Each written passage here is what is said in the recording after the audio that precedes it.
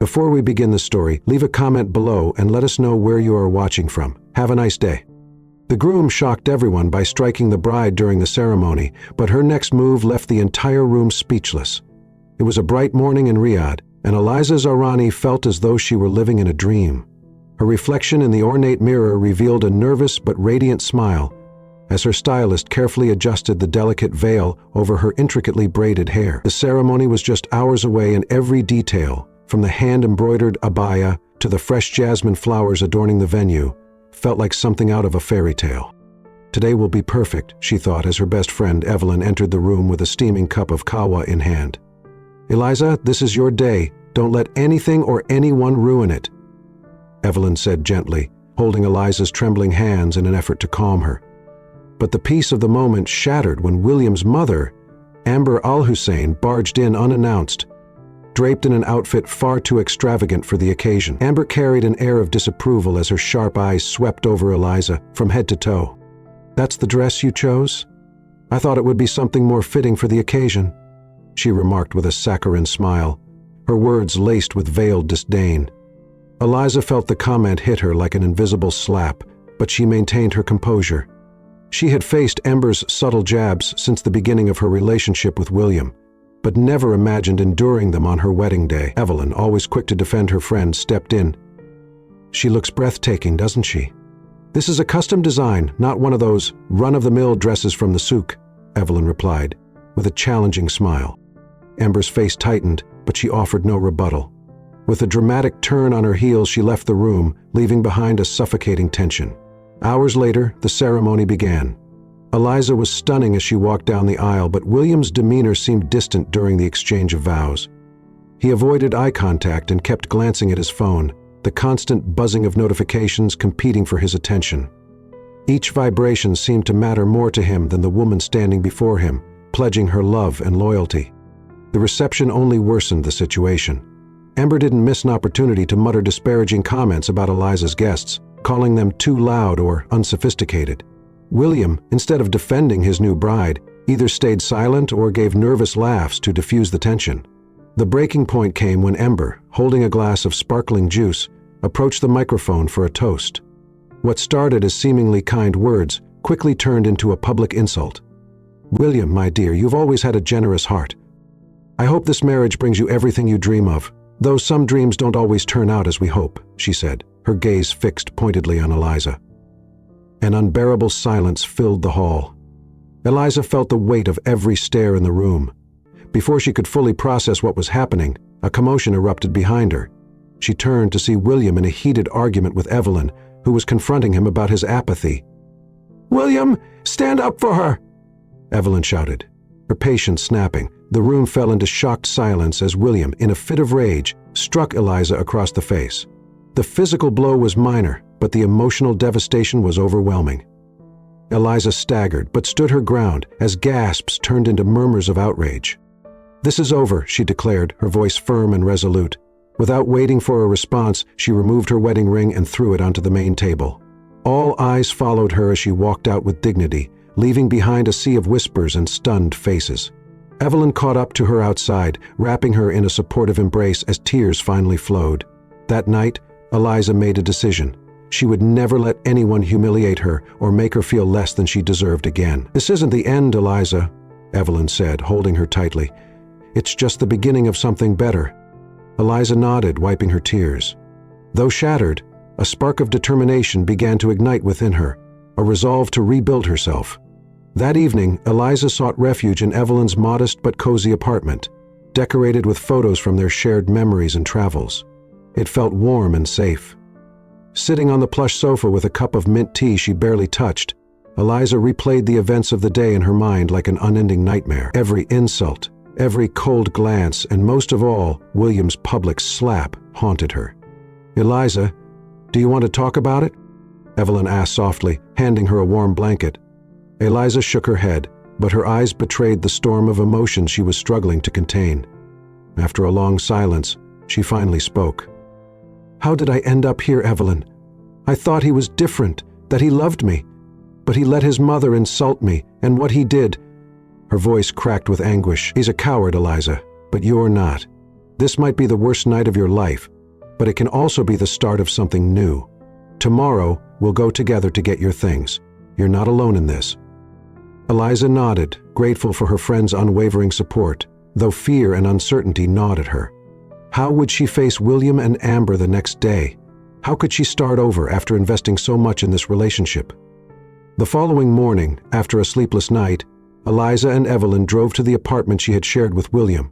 With the help of Edward, Eliza's older brother, they planned to gather her belongings quickly before William returned from work. "Are you sure you want to do this now? We could wait," Edward asked as he parked his car in front of the building. Eliza took a deep breath, her resolve defying. "Yes, I need to do this now," she replied firmly. Stepping into the apartment, the familiar atmosphere hit her like a tidal wave. The framed photos of their shared adventures still adorned the walls, the faint scent of his cologne lingered in the air, and the echoes of their recent arguments seemed to haunt every corner of the space. Evelyn wasted no time. She grabbed boxes from Edward's car and began packing Eliza's clothes and personal items, while Eliza stood frozen in the middle of the living room. "Eliza, don't look back. Just pack what you need. This place doesn't deserve your tears," Evelyn said firmly. Suddenly, the door burst open. William had arrived earlier than expected, his face marked by the remnants of a hangover, twisted with fury as his eyes landed on Eliza and her friends. "What the hell is going on here?" he yelled, slamming the door behind him. Edward, tall and imposing, stepped between William and Eliza. "She's here to collect her things. Don't make this harder than it already is," Edward said calmly, though his tone carried a warning. Ignoring Edward, William turned his attention to Eliza. "So this is how you handle things, running away like a coward after everything I've done for you." His words dripped with venom. Eliza met his glare, feeling her fear morph into anger. "Everything you've done for me? Letting your mother humiliate me, striking me in front of everyone? No, William, you destroyed this, not me. And I won't stay to let you keep tearing me down." William stepped forward, but Edward stopped him with a firm hand on his chest. Don't take another step, William. This is your only warning," Edward said, his voice low but resolute. For a moment it seemed like William might lash out, but Edward's presence made him hesitate.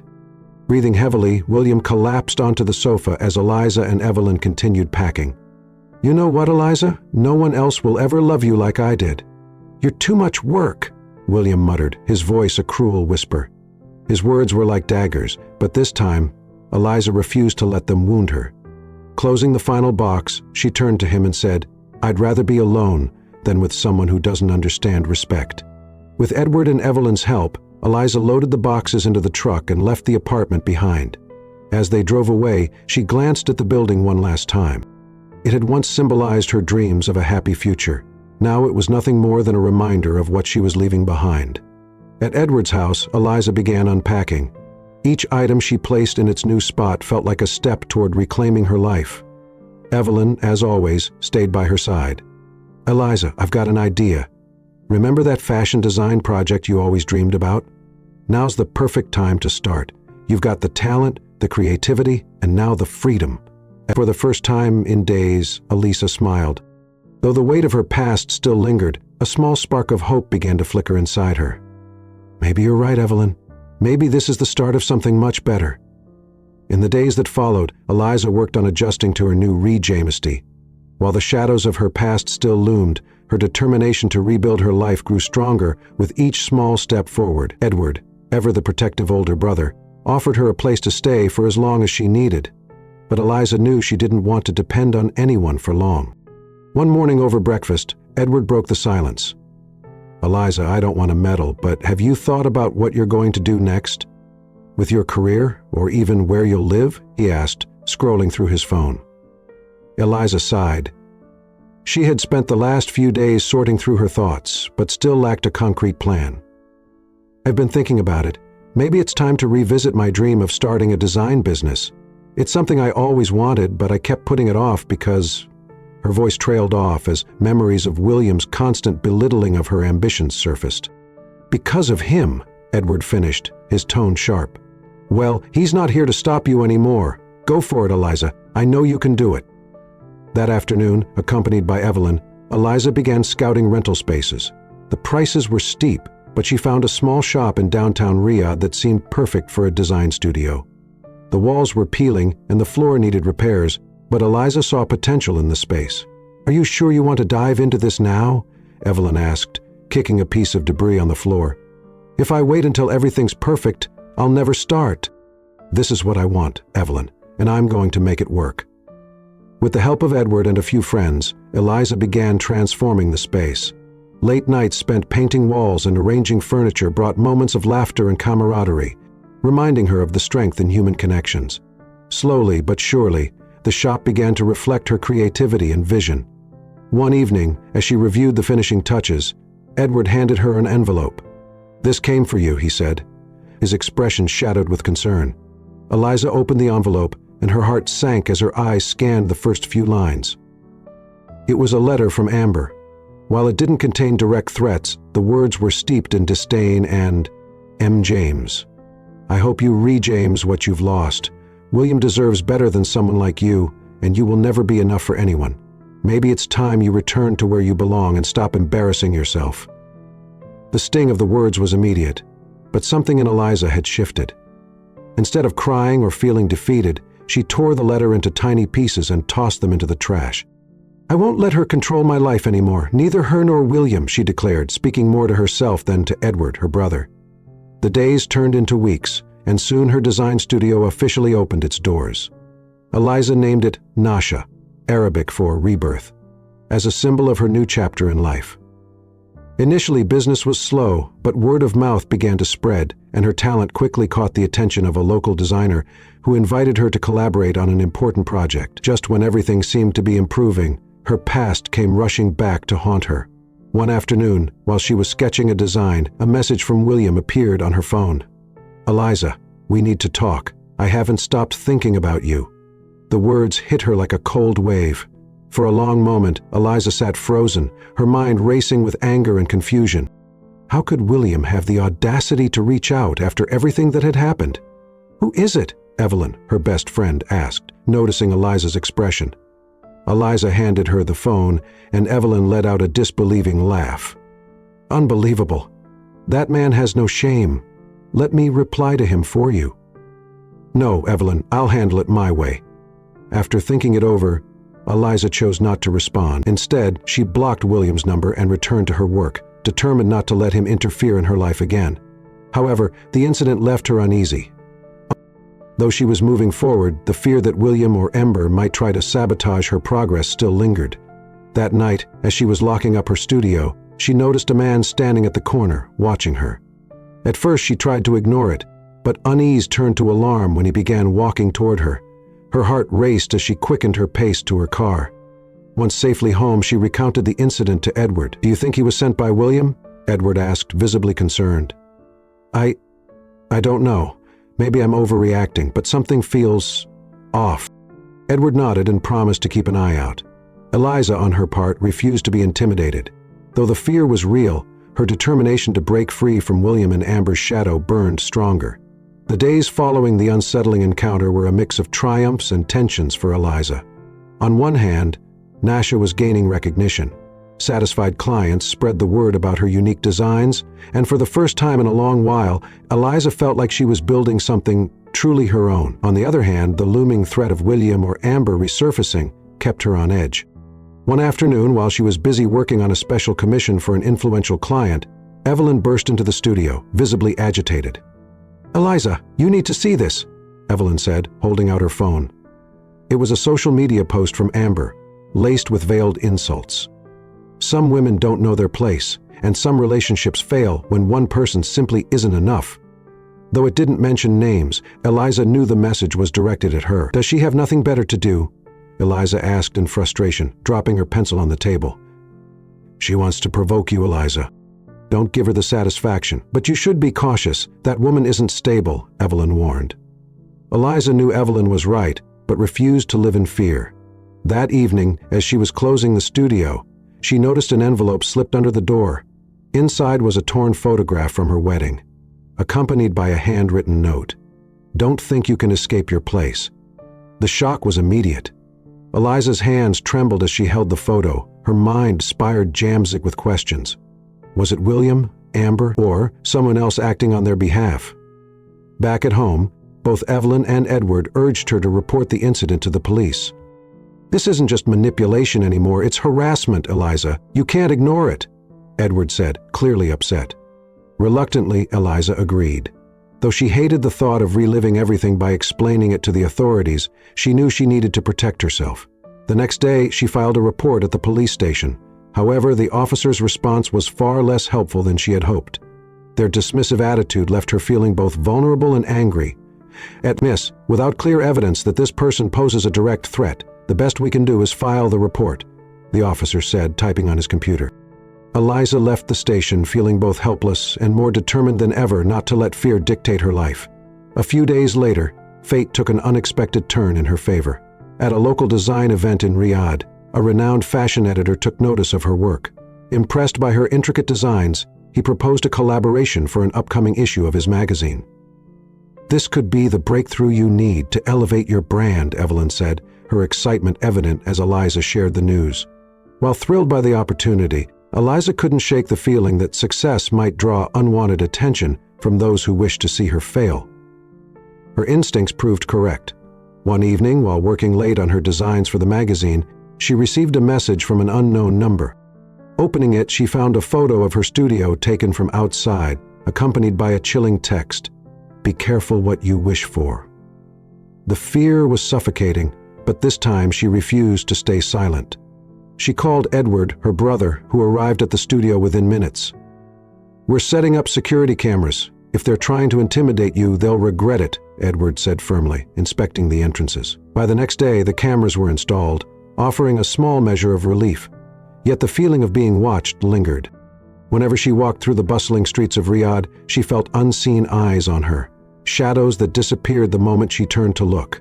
One afternoon, while reviewing the security footage, she noticed something unnerving. A man in a dark cap loitering outside her studio. He didn't try to enter, but his behavior was suspicious. Eliza brought the footage to the police, hoping this time they would act. "This is more concrete. We'll investigate, but we advise you to stay cautious," the officer said. "Have you noticed anything else unusual recently?" he added. "Yes," Eliza replied, her voice trembling. "I feel like someone is following me, but I can't figure out who." That evening, as she shared her worries over dinner with Edward and Evelyn, she tried to make sense of the situation. Why would someone want to harm her? How far were they willing to go? "Eliza, maybe it's time to consider hiring private security, at least until we figure out who's behind this," Edward suggested. Though hesitant, Eliza knew her brother was right. Private security was expensive, but her peace of mind was priceless. Within days, the security guard began patrolling her studio and Edward's home. While the guard's presence provided a semblance of safety, Eliza couldn't shake the nagging suspicion that the danger was closer than she realized. James. The decision to hire private security brought temporary relief. The guard's intermittent presence seemed enough to deter any immediate threats. Still, the fear persisted. Long nights at Edward's home became a battle with insomnia, as every creak of the floorboards or whisper of the wind set her on edge. One night, as she sketched designs in her room, Edward entered with a grave expression. "I just spoke to the guard. He saw someone lurking near the house earlier, but when he went to check, no one was there," Edward said, crossing his arms. Eliza's face tightened. The idea of someone being so close was chilling. "Do you think it could be William?" she whispered. "I don't know, Eliza, but whoever it is, we'll find them." Edward leaned down and gave her hand a reassuring squeeze. "You're not alone." The next day at the studio, things seemed to return to normal. Clients visited, orders poured in, and for a brief moment, Eliza allowed herself to focus solely on her work. But that peace shattered when a stranger walked into the store. He was casually dressed, his face partially hidden by a cap. He seemed uneasy, scanning the room as though searching for something or someone. "Can I help you?" Eliza asked from behind the counter, forcing herself to sound professional despite the knot forming in her stomach. The man didn't reply right away. Instead, he approached the counter slowly, placing both hands on the surface.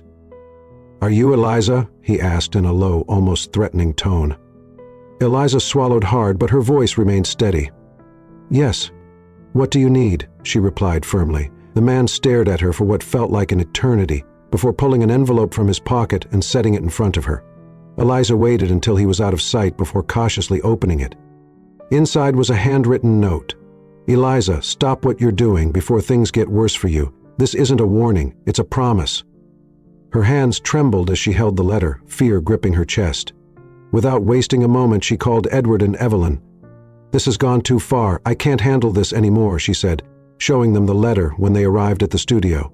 Evelyn, ever the bold one, snatched the letter and tore it into pieces. "Eliza, you can't let them scare you. That's exactly what they want," Evelyn said firmly, though the worry in her eyes betrayed her calm demeanor.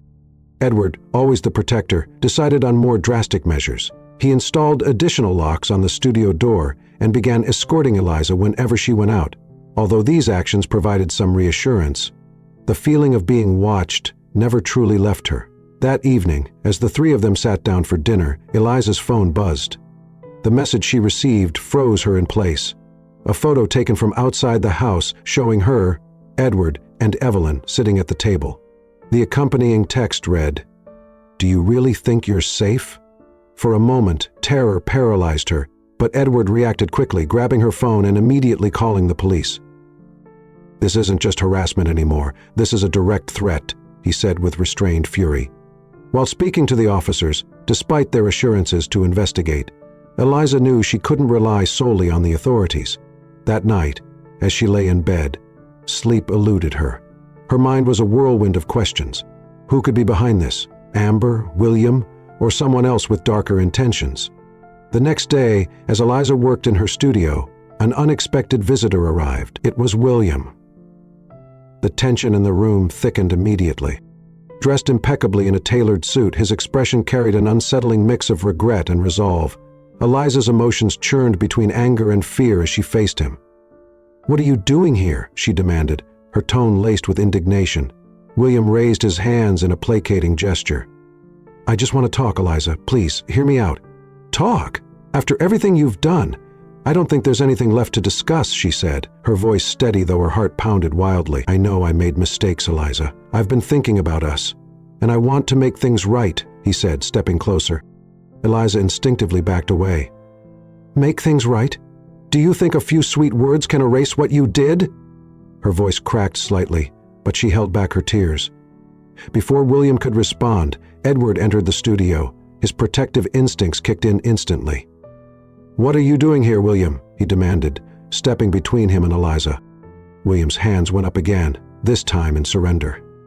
"I just wanted to talk, but clearly I'm not welcome," he said, turning to Eliza one last time. "This isn't over, Eliza," he added before leaving, his words leaving a lingering chill in the air. Edward slammed the door shut and turned to his sister. "That's enough, Eliza. We need to make sure he doesn't bother you again." That night, Eliza made a firm decision, not only to protect herself but to confront whoever was behind these threats, no matter the consequences. As she sat with Evelyn and Edward in the kitchen, her resolve hardened. "I won't let William, Amber, or whoever else is behind this take away everything I've built. But I also can't keep living in fear," she said, her voice steady and determined. "Then we need a plan," Evelyn said, crossing her arms with a thoughtful look. "First, we'll make sure your security is airtight. We already have cameras, but we should add more. We'll also consult a lawyer in case this escalates.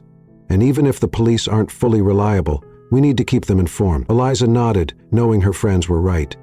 The next day they met with a lawyer, a composed older man with a calming presence. He listened intently as Eliza recounted the series of events. "Eliza, what you're describing quit James fees as harassment and direct threats. We can file for a restraining order against William and his family, but I'll need solid evidence to back the case," he said, adjusting his glasses. Eliza handed over the photos, messages, and footage from the security cameras, hoping it would suffice. "With this, we can start building a case, but keep in mind this process will take time. In the meantime, focus on staying safe," he advised. While the meeting brought a small measure of relief, Eliza knew the road ahead was long and uncertain. That night, as she reviewed the security footage on her phone, something unusual caught her eye. A shadowy figure briefly appeared outside the design studio, then vanished into the darkness. Without hesitation, Eliza called Edward, who arrived shortly with a security guard. Together, they reviewed the surveillance footage more carefully and discovered the intruder had lingered outside for at least 15 minutes, circling the building as if searching for a way in. "This isn't a coincidence," Someone's trying to intimidate you, Edward said, his voice edged with anger. What if they try something worse? Eliza asked, a knot tightening in her stomach. Edward didn't respond immediately, but the look in his eyes said it all. They were dejaneing with someone who wouldn't back down easily. A few days later, as Eliza worked on a special project for a prominent magazine, an unexpected call interrupted her focus. The voice on the other end was unmistakable. Eliza, we need to talk, said Amber, her tone icy and deliberate. I have nothing to say to you, Amber. You've made your point abundantly clear, Eliza replied, gripping the phone tightly. Oh, darling, this isn't an invitation, it's a warning. William isn't the type to give up easily. And neither am I. Do you really think you can move on as if nothing happened? Amber's laugh on the other end felt like a dagger twisting in Eliza's chest. Without waiting for more, Eliza ended the call abruptly. Her breathing was heavy, but instead of succumbing to panic, she immediately called her lawyer. Amber just threatened me. This needs to stop. What else can we do? She asked, fighting to keep her composure. The lawyer reassured her that the call strengthened her case, but cautioned her to proceed carefully. He advised Eliza to avoid direct confrontations for her safety. That night, her fear began to transform into fury. Eliza refused to let Amber or William control her life. With the support of Edward and Evelyn, she decided to organize an opening event for her studio, an act of defiance to prove she wouldn't be intimidated. On the night of the grand opening, the studio buzzed with energy, filled with friends, clients, and curious visitors. Eliza wore one of her boldest designs, a striking emerald gown that radiated confidence and strength. Her heart raced, but her smile never wavered. This is amazing, Eliza. Look at everything you've accomplished, Evelyn said, embracing her tightly. The festive atmosphere, however, was interrupted when Eliza noticed someone lurking at the edge of the crowd. It was William, holding a glass of sparkling juice and wearing a smile that didn't reach his eyes. Eliza's breath caught, but she steadied herself and walked toward him with purpose. What are you doing here? She asked, her tone sharp and unwavering. I just came to congratulate you, Eliza. You've done something interesting here, though I wonder how long it will last, William said with a smirk, his words dripping with sarcasm. Edward appeared at Eliza's side in an instant. William, leave now, or I'll make sure you regret staying, he said, his voice filled with barely restrained fury.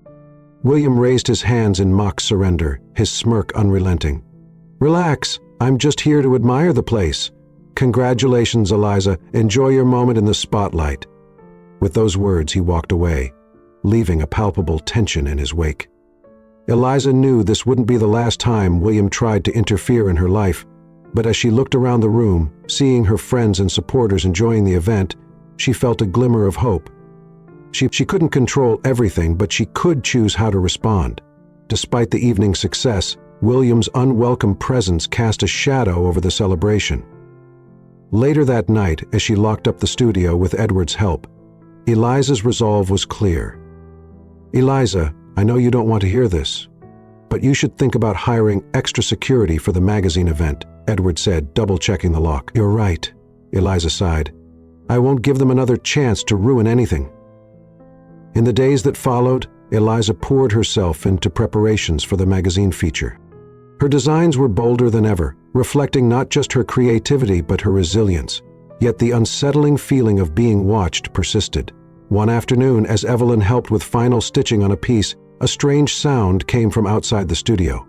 Edward, who was nearby, went to investigate but found nothing except a wilted flower left at the door. It seemed harmless enough, but Eliza knew better. This isn't a coincidence, Evelyn. Someone wants to remind me they're watching, she said, picking up the flower carefully, refusing to let fear consume her. Evelyn crossed her arms, her expression hardening. Let them watch. You've got nothing to hide. We're not going to stop because of their schemes. Her voice was steady, but concern flickered in her eyes. The day of the long-awaited magazine showcase had finally arrived. Eliza, dressed in an abaya she had designed herself, radiated confidence. The venue was elegantly arranged with a mix of clients, designers, and influential figures from the fashion industry filling the room. For a brief moment, everything seemed flawless, but perfection didn't last long. As Eliza showcased her designs on the runway, she caught sight of a familiar figure sitting in the back row. Amber.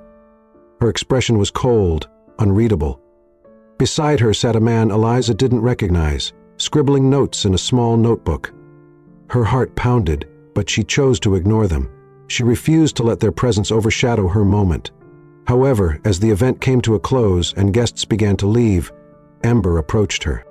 "Eliza, darling, I couldn't miss this. How fascinating to see you in your element, though I must admit I expected something more impressive," Amber said, her smile sharp and insincere.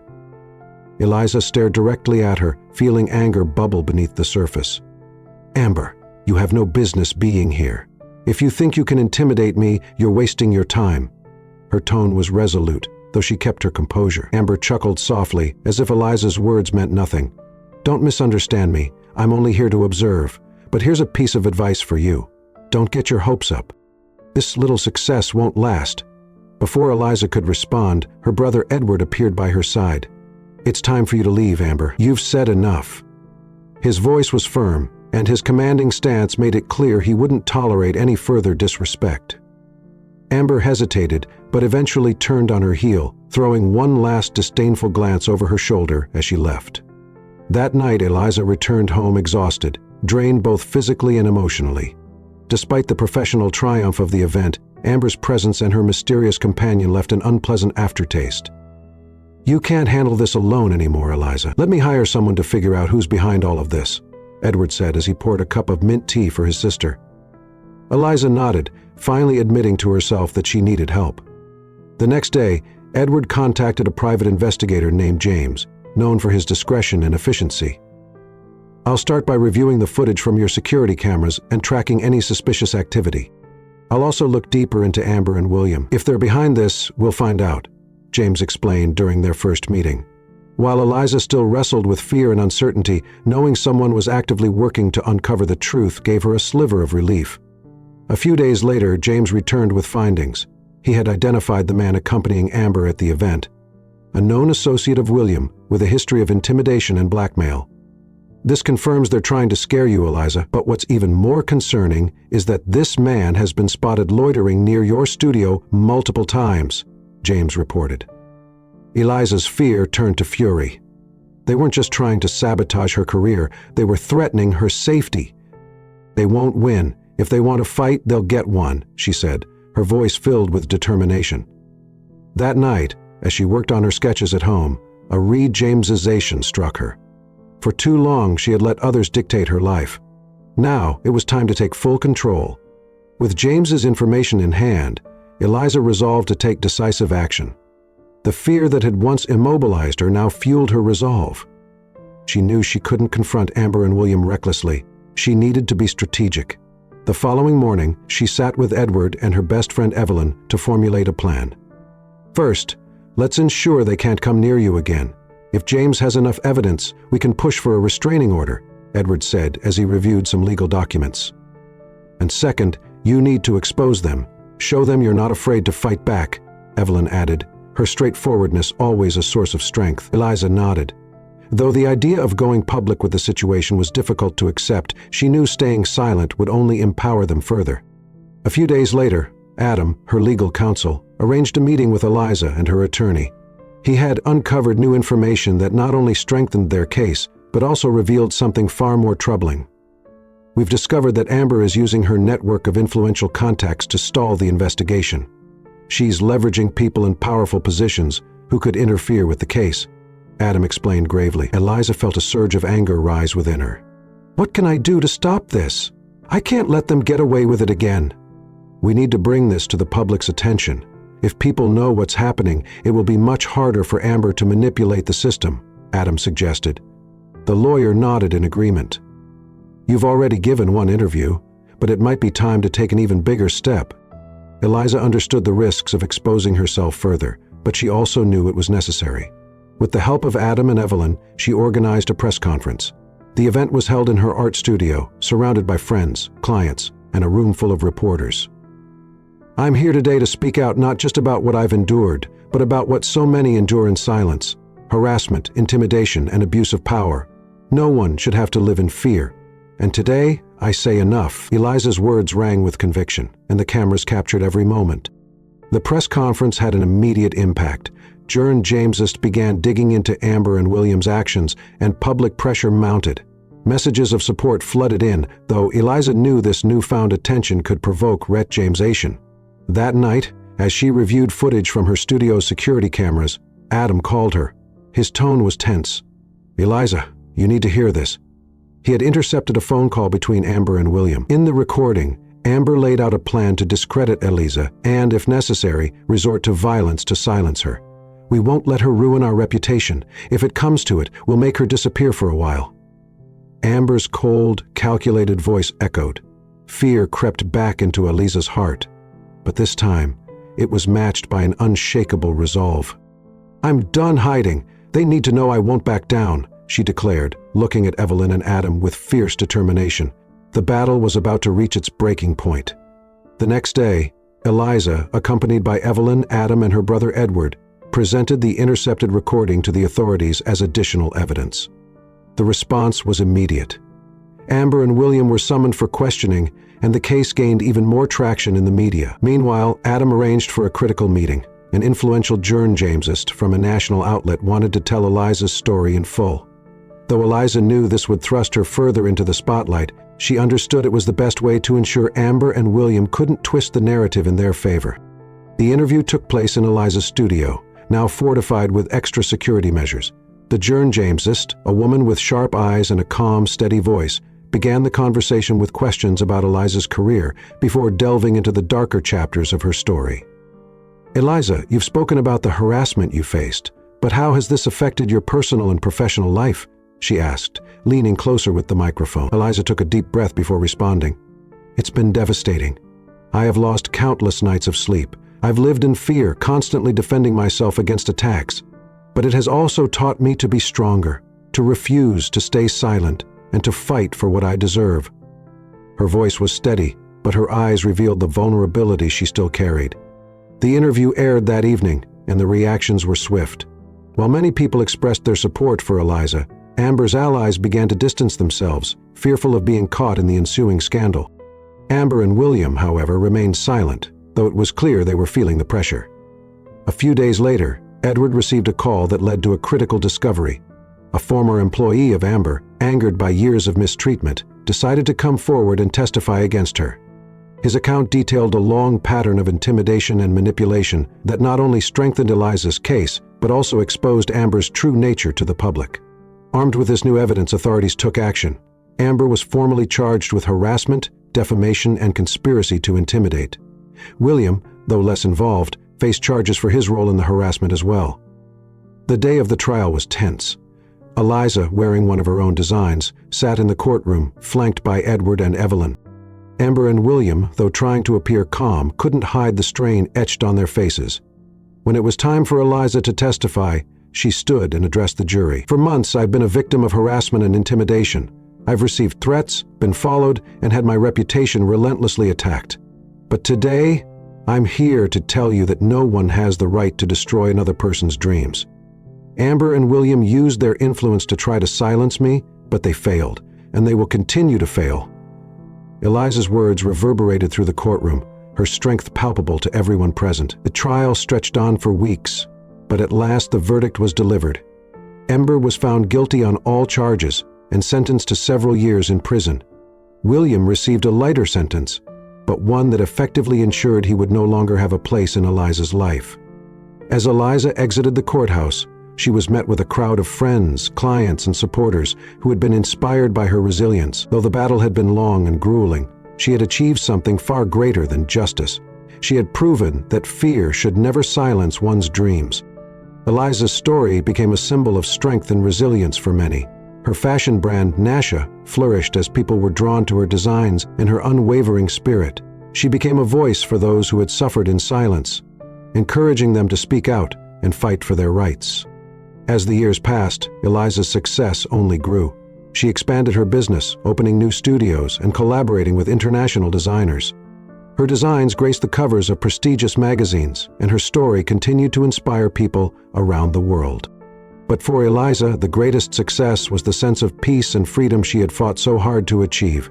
No longer bound by fear or the shadows of her past, she embraced each day with renewed purpose and determination. One evening, as she walked through her studio, now a thriving hub of creativity, she paused to reflect on her journey. The path had been arduous, but it had led her to a place of strength and self-discovery. She had learned that true power lies not in the hands of those who seek to control, but in the hearts of those who refuse to be silenced. With a smile on her face and a spring in her step, Eliza looked towards the future, ready to face whatever challenges lay ahead. She knew that no matter what, she would always stand tall, a beacon of hope and resilience for all who dared to dream. Before we begin the story, leave a comment below and let us know where you are watching from.